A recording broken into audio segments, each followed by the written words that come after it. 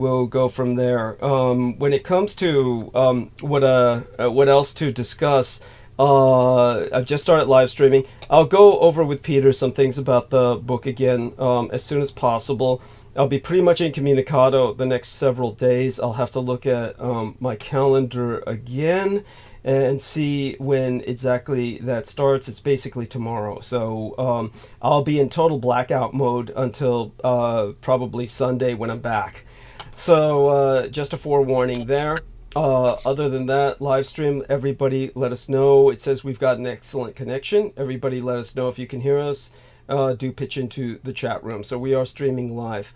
And first off, I want the lovely Brooke Hagberg in Canada to know that we are dedicating this episode to her, and she has a poem that I've written for her for helping me make rent after the emergency that I had that blew a great deal of the finances that were supplied to me by Heather Holman, who, of course, we dedicated last episode to. T-Tank Berry says, good evening from the Bay, loud and clear, brother. Thank you so much, T-Tank Berry, and I appreciate you profoundly. I'm going to try and give credit to some of the other contributors as well, who made some contributions after Brooke Hagberg made my rent. And there were a few other contributors after that, including Aristides, who contributed 60 United States dollars, which was used for very important supplies. And these are paper products, paper towels, the Kleenex, etc., just stuff that I need around the house. T-Tank Berry says, support your local renegade historian. You may more than regret it if you do not, in the sense of course, the repercussions of people who don't pay attention to my advisements. So thank you for the lightning bolts, the skeleton key, all very meaningful objects to me, or very meaningful symbols. Bless you, T-Tank. Okay, so the concurrent viewers now, we have a half a dozen, and it's building up slowly as we head into the show. And tonight's show may not even be necessarily a complete show because I haven't had a full day's sleep in many days. So I will be trying to catch up on a little bit of sleep before I take off for the weekend and the convergence of holidays, which are essentially explained in the summary of today's program. So in the summary of today's program, there's a convergence of holidays that is ongoing, and Gus Driftwood says, welcome, new month, new bills. Please offer whatever support to Douglas that you can. Thank you. Thank you, Gus Driftwood. And deeply appreciate it. Welcome aboard. Hugs. So aside from that, I think that that covers some of the important things. I think the only thing that I regret would be maybe after transmission, if Peter Moon is up, depending on what time transmission ends, then I might go over a few things of the book with him that he brought up. He brought up a few points. Sammy Romero says, hi, Doug and Teep Dietrich, loud and clear. Prayers for you, your island of Formosa, Taiwan. Thank you so much, Sammy Romero, and deeply appreciated. Of course, the sentiments are appreciated. I wish to express the fact that, obviously, for humanitarian reasons, I want everyone to reach out positive thoughts to Taiwan, but in reality, this was as serious as the earthquake was in terms of the highest magnitude. It's just was nothing. It's just like, not to dismiss the impact of the loss of lives on those people who knew the people who died, but the number of deaths was insignificant compared to the number of deaths that can normally happen in an earthquake of that magnitude.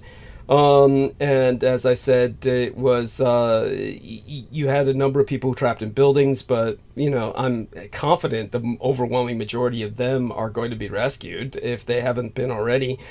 Other than that, injuries, of course, but mostly just collapsed buildings. It's one of those things that these earthquakes are just part of what keep Japan and Taiwan on this evolutionary edge where they're always prepared for change. And it's an important part of making them what they are in terms of a resilient population base. So these things happen, and they're not to be necessarily welcome, but they're they are just part of what makes those populations stronger. Is the way I look at it. And again, the last time there was an earthquake, this was the largest one in 25 years, a quarter century, but the last time many more people died. Comparatively speaking, it was like, if effectively, statistically, demographically, out of a population of 24 million people, 10 people or something like that dying, it's like nobody died. So that's again, not to dismiss the impact on those who did. All right, with that, I'm going to Aristides is typing at the moment. I don't know if he can multitask. I did need to check in with Brandon Young because of security issues on the computer. The computer again was tampered with. The time was different. I had to shut down and reset the computer in order to get the time to readjust. As well, Aristides and Brendan and Peter are aware of just ongoing attacks of other sorts. And I was talking with Brendan about how to respond to those to the best of our ability. And Aristides, it's up to you. Do you want to come on and tell people a bit about the upvotes and how to handle that now, or do you want to wait till you finish typing and have me bring on Peter first? I can do that right now. So to provide Douglas these critical upvotes to offset the enemy downvotes, which you can't see but are there, you need to have a YouTube account, which can't be that hard. I haven't made a new one for a while, but probably name and password, and you can then upvote, and you can create sub profiles in the settings in the upper right corner under the switch account, and then you can just create another sub channel, which probably would also show up with no subscribers, but you know. Which is fine, because you're not using it to leave stupid comments. Yeah. Right. Yeah, right. Yeah, let's try to stick to one name when you're talking to us, but you know, and you can provide additional upvotes there, and it's pretty easy. So there you go. Thank you so much, bless you, and again, beautiful voice. We're going to Brendan. Is there a situational report, an update on your status you'd like to share with people? Let's see if Brendan is in the mood for that, or if he's available. Brendan, if you could come off mute, and we are. Yes, I'm here. Everything's gotten much better since I've done some remedials. Yes. So I have like more defenses up. But it was just funny. Someone earlier came near the warehouse, quote unquote, at 4:44 p.m. and ripped one of the flowers off the vine and threw it on the ground. Ooh. So it's like it's you know. No, that's definitely it's being contained. Yeah, it's being contained, but they're definitely out there. They're definitely out there. They're definitely out there. Yeah. That is so disgusting. That is so. When I saw the time, I was like, oh wow. Yeah. No, it's like what? Oh, it's relentless. But. Yeah. It definitely want everyone to know. Brendan was reminding me of what time to start the show, because I was talking to him, and he's reminding me. Of course, it's that time to get started. It's Wednesday. There's been days, of course, Brendan didn't know what day it was himself. So, we've all been there. And with that being said. Again, a shout out to Brooke Hagberg in Canada, who came in at the last minute, provided me what I needed. Aristides almost met her ante, and came in profoundly useful, because that helped with the much needed paper supplies I needed to get after that. Plus, of course, even the staple in terms of beer, which I found out for Brendan, if you're there, it's actually the beer that I've been taking a liking to lately is actually made out of millets and buckwheat and corn. So it's millets, buckwheat, and corn is what it's derived from, gluten-free. So it comes from Canada, and they call it Glutenberg, and they sell it through some distributor in California. And it has a higher alcohol content, and so it definitely went for that. Yeah, I checked it out. It seems pretty legit, like a legit formula. Thank you. I appreciate that. Yeah, very refreshing. Really hits the spot, and yeah, thank you. Appreciate your input. Everyone just assumed you were drinking like some cheaps, but no, beer. Oh, thank you. Appreciate that profoundly. You're the best, Brendan. So, if you drop off during the opening hours, I'll call you back around roundtable time. And in the interim, I want to thank if there's anyone else who comes to mind with the immediate. Let me take a look at the You Got Money distributor, Stephen Myers, my brother from another mother in the heart of New York. Definitely in one of the developed urban boroughs. He sent $50 United States dollars. He asked me if Edgar Allan Poe is worth a mention. Well, yes, most certainly. I'm not quite sure what can be said about him in the immediate sense. I haven't forgotten the individual who's asked about bringing up something about Miyamoto Musashi at some point in the near future. The issue is that what I'm trying to do is look for something occult that hasn't been mentioned outside of the volumes that have been written on this man. He is, of course, the Kensei, or the Sword Saint, which is a singular title in Japan. And he is someone who has written his own book. He's, of course, was dead for hundreds of years by now. But he wrote the Book of Five Rings, which is immensely kind of a popular culture asset in the sense that Sun Tzu out of China is considered a popular culture asset, where people take this cultural treasure and they reinterpret it in multiple ways.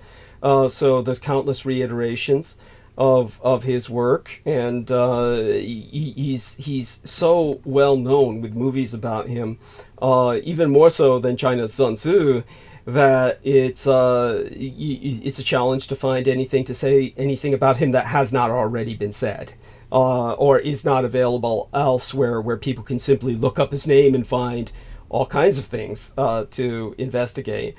So that being said about that, it's not that it's forgotten, and so I do want to take a look at some of what's been passed on to me, and while I'm doing that, I'll, for the moment, anybody else who's made contributions, I'll try and credit you during a roundtable period of time, but sometimes it takes me a while to get to people, but I do look forward to working with Peter on the book again. I'll probably do a little bit for him to kind of polish up, because he did a great job with everything, and like he said, the most difficult chapter we worked on was the Shinto chapter, and I'll probably give him a little bit of input to polish up that further, and he and I will work on that chapter again when I come back. And in the meantime, turning it over to Peter now. And Peter, thank you for your patience, and welcome aboard. Tell everybody what your impression is of the situation in Taiwan, whatever else you've been able to find, and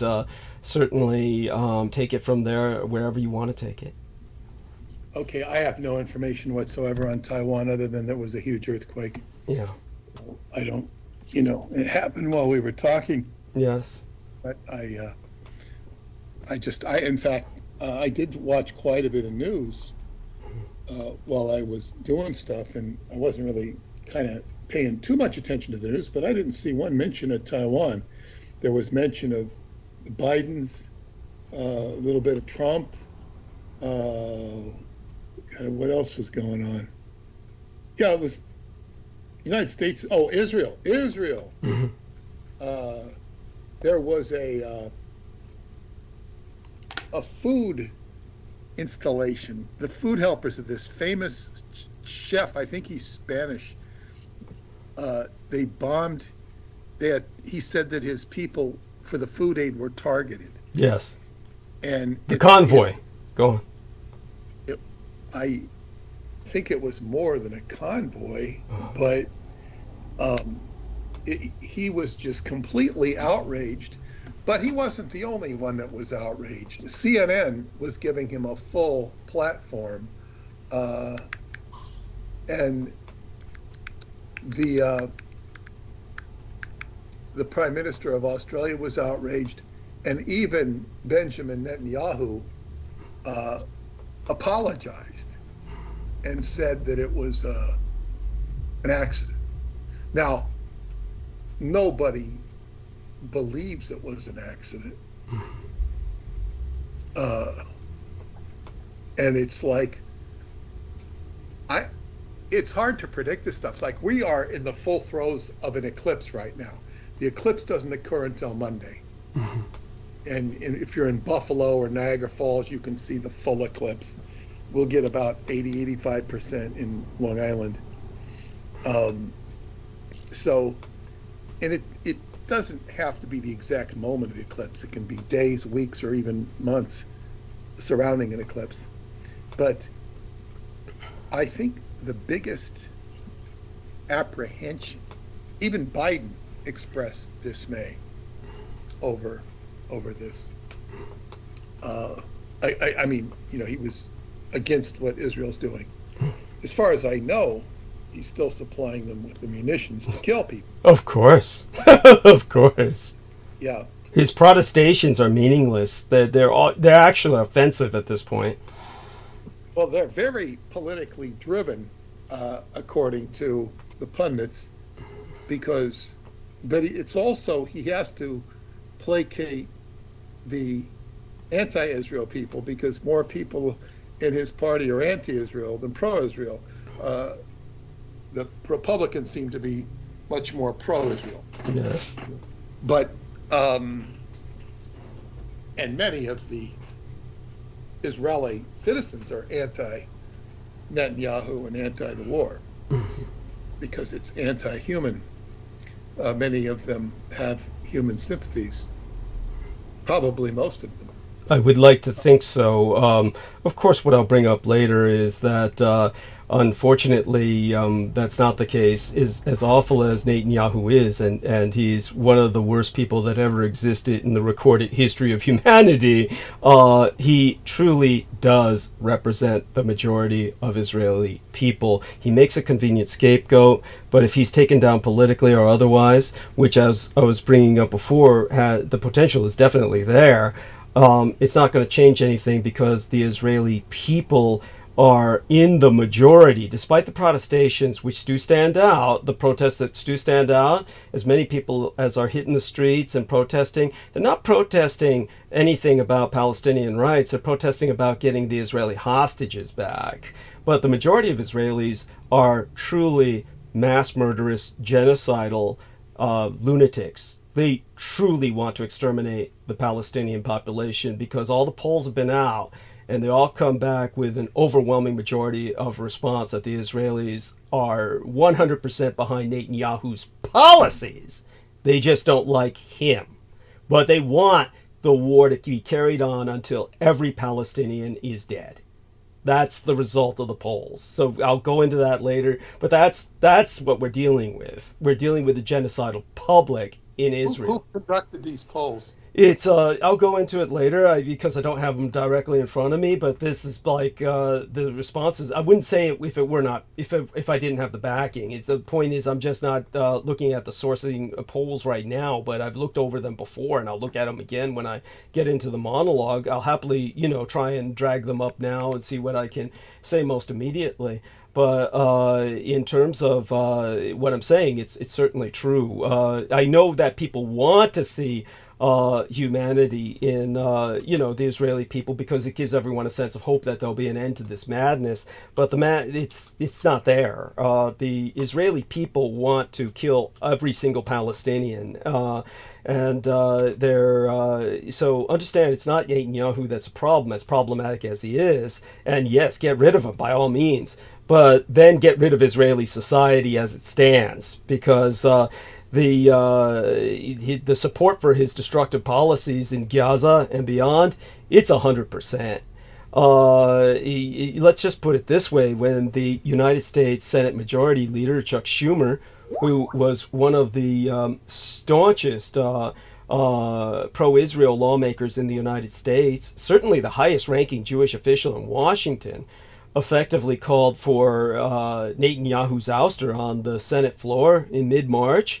That was considered a watershed moment because Israel's been so sacrosanct in America for so long that the idea of a hawkish Democrat like Schumer calling for regime change in Israel is in and of itself extraordinary. It shows how extreme the situation is.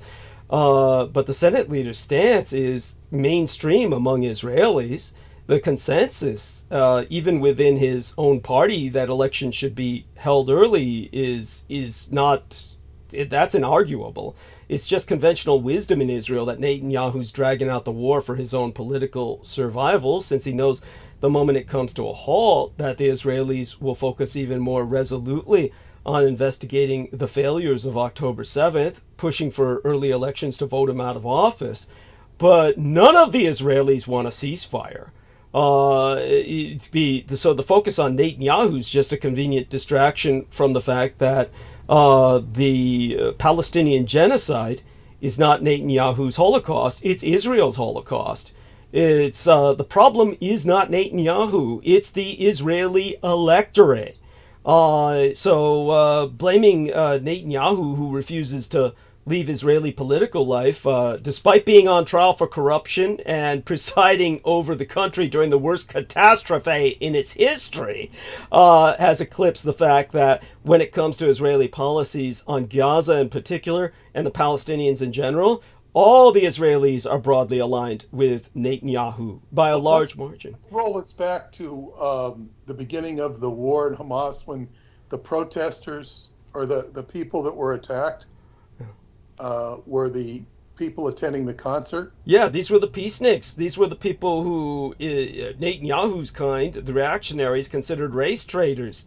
But they were wiped out by the Israeli army. Yeah, those were the peaceniks were wiped out by, and I would take that stance, by the Israeli army, because that's the kind of ammunition that was found, was the ammunition that Hamas doesn't even have and could not bring to bear. It's not like somebody at the last minute could pass out Israeli guns to Hamas. We're talking tank rounds.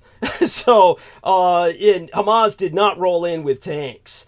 But for years, the Israelis have been able, through military and economic domination, to disregard the single most pressing issue facing their country, which is their control over millions of Palestinians. And the shock and the trauma inflicted by October 7th, which was conducted by Netanyahu himself, opened the floodgates even further on what is considered acceptable. So it has been found that a large majority, 88%, of Jewish Israelis polled in January conclude that the number of Palestinian deaths, which had already surpassed 25,000 at that time, was not nearly enough. They all said, we want them all dead. Now, I'm going to try and find that. The February poll... It's pretty unanimous in the coverage that that Israel is very pro the fight, because the attack united them. Yeah, and basically, so here's the Israel Democracy Institute. So a February poll was taken by the Israel Democracy Institute.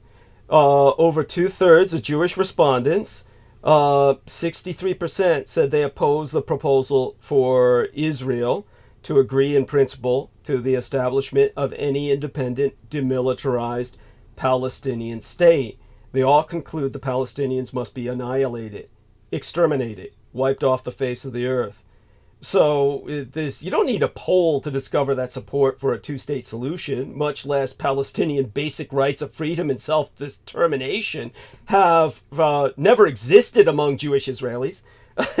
And whatever did exist is at the lowest point it's ever been, because the people who advocated it were in the majority massacred at that party, at that rave. And you can just look at the position of Israel's Jewish political parties. None of them endorse a two-state solution. The ones in power actively reject it, working fastidiously to thwart it from ever happening. So the thousands of Israelis who are again turning out to march in the streets, they're not protesting the war. They want the genocide to continue at all costs. Except for a tiny handful of Israelis Jews and Palestinians. No one is calling for ceasefire or for peace. They want the war to go on until, quote unquote, every Palestinian is dead. They're not protesting Israel's killing of unprecedented numbers of Palestinians in Gaza or the restrictions on humanitarian aid that have led to mass starvation.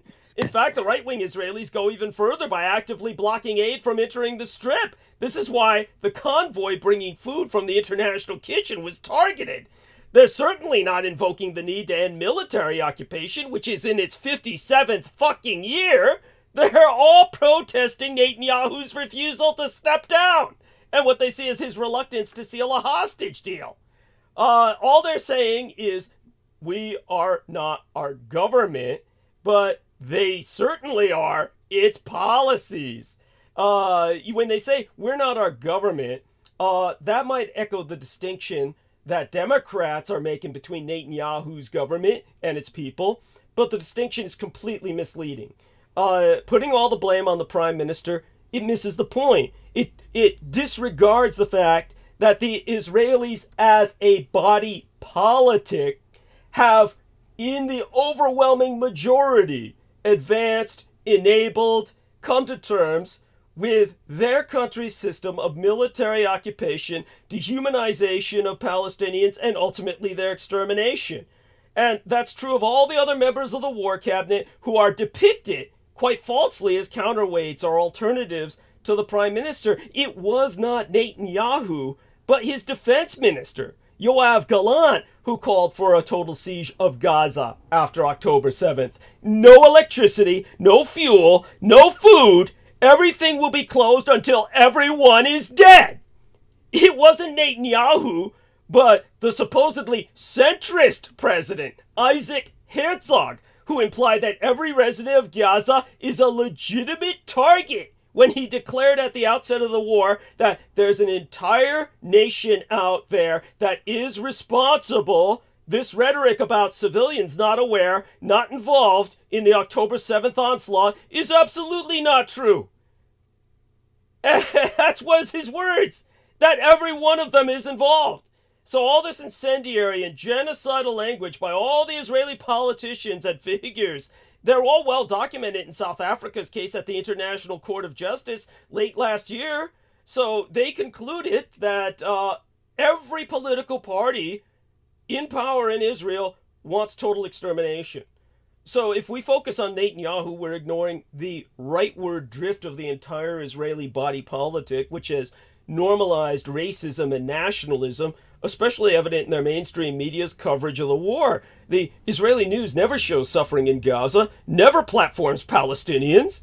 The military journalists never challenge or scrutinize the Israeli Defense Forces version of events. This all disregards the fact that the Israelis are still showing up for reservist duty without question. No one, not a single conscientious objector in Israel, not a single goddamn one, has said, I refuse to serve. 6 months into this war, every single one of them shows up for duty saying, I'm ready to kill.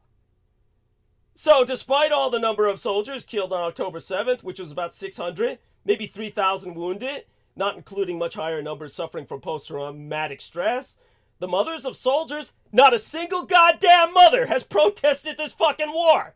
That's a factor that plays a significant role in opposition to Israel's occupation of Lebanon and the eventual withdrawal historically, was a bunch of mothers bitching about their sons dying for no reason. This time all the mothers are saying, I'm glad to have given birth to a son who can kill Palestinians. There's not a single mother that's protested any son that's been sacrificed. So a change in leadership doesn't mean a single goddamn policy change. If Benny Gantz, Israel's former defense minister, and the IDF chief and the general staff, they're polling well against Netanyahu, if they become prime minister, they're not going to adopt policies regarding the Palestinians that are any different from Netanyahu's. They can't afford to politically. So in 2019, Gantz released an election campaign video boasting of sending parts of Gaza back to the Stone Age during his term as an IDF chief, Israeli Defense Forces commander. He was chief of the general staff in 2014. And he was bragging about, I killed them all. they're back to the Stone Age because there's nothing left but stones. That was his campaign ad. And today, like Netanyahu, he insists on an invasion of the southern Gaza city of Rafah, where they've got 1.5 million local and displaced Palestinians concentrated, and every time the Americans drop aid and food, they kill people. Because they're so concentrated, they're literally dropping their aid supplies on people's fucking heads. All this means that they're sitting ducks, fish in a barrel, and Gantz says, we're going to deal a final fatal blow to Hamas by killing that 1.5 million that are supplying them, supporting them. And he rejects unilateral recognition of any Palestinian state. He says the Palestinians are not a state, but an entity, like they were a metaphysical demon or something. And so you've got, and I think when he was his defense minister in the short-lived Naftali Bennett government in 2021, Gantz hosted the Palestinian Authority, the PA president, Mahmoud Abbas, in his home, saying that he espouses the military's deeply, that deeply ingrained understanding that keeping the PA operational is a vital Israeli national security interest for maintaining control. But none of the Palestinians want that son of a bitch. The fucker's like 89, 90 years old, and all he's done is acted as a shill for the Israelis. But there we go. I mean, that's the basics of the problem. I can go into it deeper later, but you've done well. But what I want to say is there's one aspect of this which it's an eventuality that I foresee, and I could be wrong. I would hope I'm wrong. But once these eventualities, when and you just see eventualities that are projections, much like you see with a company that's failing, you could predict the stock price, so to speak, or see the trend. Yeah. Well, what I foresee happening here, or there's certainly a vector here, and I hope it doesn't happen, but what the vector is, Israel is going to continue the war. And even if the United States were to stop supplying them with weapons, and I'm not saying that will happen, they would be able to get around it with their own money, because it's not a question of money, having enough money. It's a question of getting the United States to pay for it. If the United States won't pay for it, they can pay for it.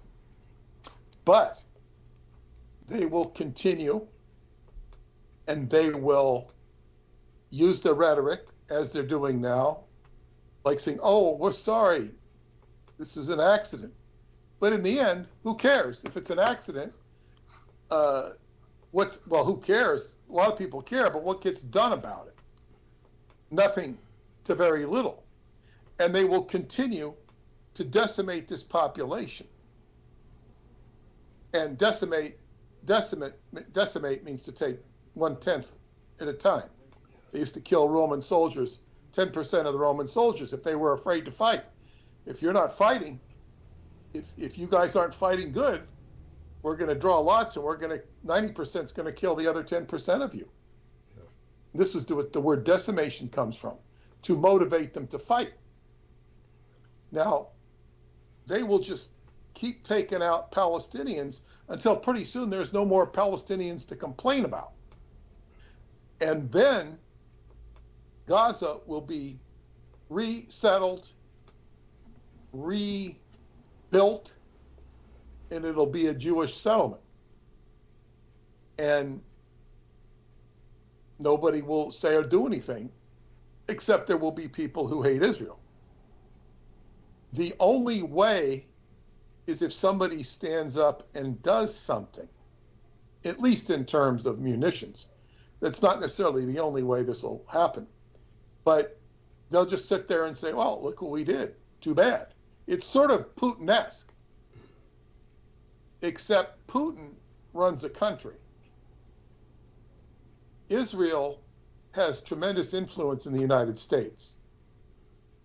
It also has influence in other countries that is more hidden, even when those countries hate Israel or mouth off about Israel. So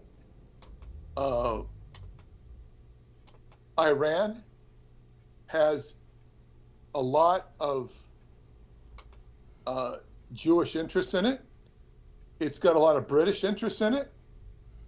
So attacks from Iran could conceivably be red herrings. Oh, they're attacking Israel. And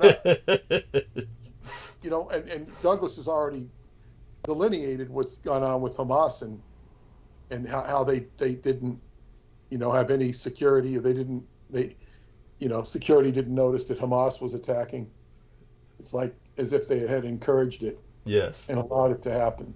Pearl Harbor all over again. Yes. But so in the end, what you have is a Jewish state. But like, so that's, challenging, if not absolutely disturbing, and nobody does anything about it. And who can do anything about it? Because, the United Nations has traditionally hated Israel. Yes. Hated it. Yes. So I'm trying to think right now. I mean, China and Russia would just sit back and twiddle their thumbs and smile. Yes. It doesn't, bother them. I'm trying to think. The country that would be the most circumspect about this, I would imagine, would be Japan. But it's not in Japan's interest to be militarily doing anything in the Mideast. Yes. It would create more problems for them than it would be worth. So this is a problem of them. It's sort of like Putin throwing the election and nobody can protest. Yes. Except this isn't an election. This is it's like manipulating world opinion. And saying, oh, well, it's bad. And then it just kind of like, it falls apart.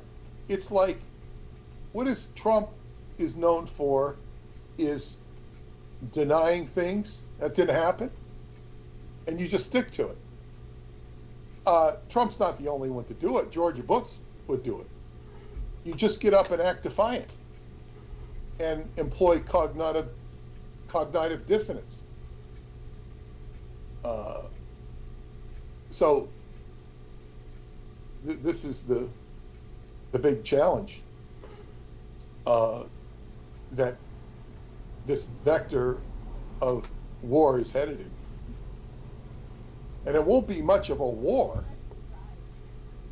It'll be more of a, what do you call it? A genocide. Annihilation. Yes. Because I don't hear reports of Hamas fighting back to any extent. I haven't heard reports of Hezbollah doing anything lately. I don't know.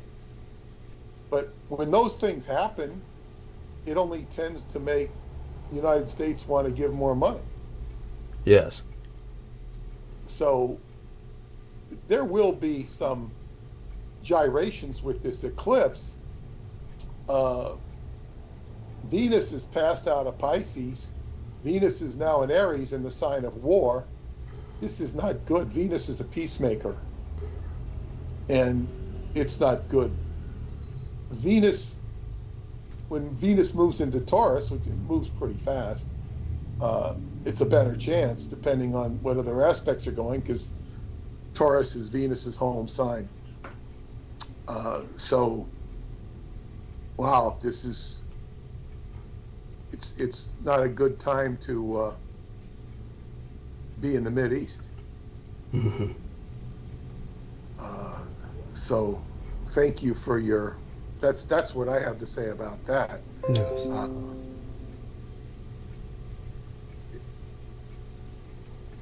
Yeah, it's rhetoric.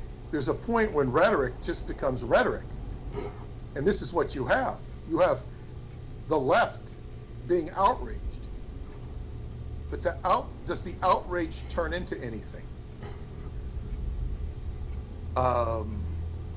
That becomes the question. In the United States, we had a lot of rhetoric against the police. We had a lot of rhetoric, some of it certainly justified, but certainly not to the point where the Democrats are now reversing their position on the police, because they say, we don't like being stolen from. There's this, in Democrats, they have an idealism that, well, the poor criminal, he wasn't given a chance. And this is a mentality. And judges are notorious for it, whether they're Democrat or not. Oh, the poor guy, got to give him a chance. And then he goes out. And this is a routine problem that people don't understand. They don't understand law and order.